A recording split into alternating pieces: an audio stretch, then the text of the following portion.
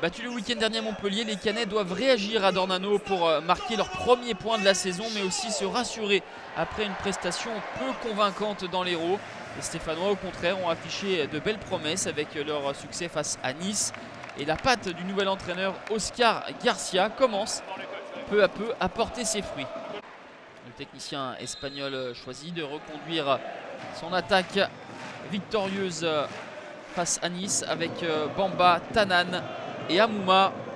On retrouve justement Romain Amouma en début de rencontre avec la tête d'Oussama Tanan qui est touché par Rémi Vercoutre. Ça remonte sur la barre, revient sur Tanan et une nouvelle fois Rémi Vercoutre s'interpose. Double arrêt assez décisif de la part de Rémi Vercoutre. La première période est dominée par les Stéphanois, beaucoup plus en mouvement que leurs homologues cannais.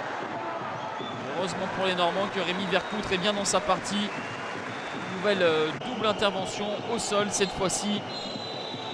0-0 à la pause. Saint-Etienne s'est procuré les meilleures opportunités. A noter que les Verts ont enregistré 3 arrivées cette semaine. Le latéral Alexandros Katranis, le grec, et 2 Brésiliens, Gabriel Silva, latéral gauche, et Hernani, qui est prêté par le Zénith. Les 2 Brésiliens sont remplaçants, tout comme Loïs Diony par ailleurs. Caen sort un petit peu de sa torpeur en deuxième période avec une tête d'Ivan Santini qui trouve le poteau d'un Stéphane Ruffier qui semblait battu sur cette affaire. Ivan Santini qui avait inscrit sur ses 15 buts de la saison dernière 7 de la tête, n'est pas en réussite cette fois-ci. Le ballon récupéré dans l'entrejeu par Jonathan Bamba qui a trouvé une passe en diagonale pour casser les lignes et trouve Romain Amouma. Du sang-froid pour Romain Amouma, le petit ballon glissé de l'extérieur entre les jambes de Rémi Vercoutre à la 67e minute. Saint-Etienne mène à 0, auteur de 7 buts la saison dernière. Romain Amouma débloque son compteur, bien servi par Jonathan Bamba qui est en excellente forme. Buteur la semaine dernière, il est passeur ce soir.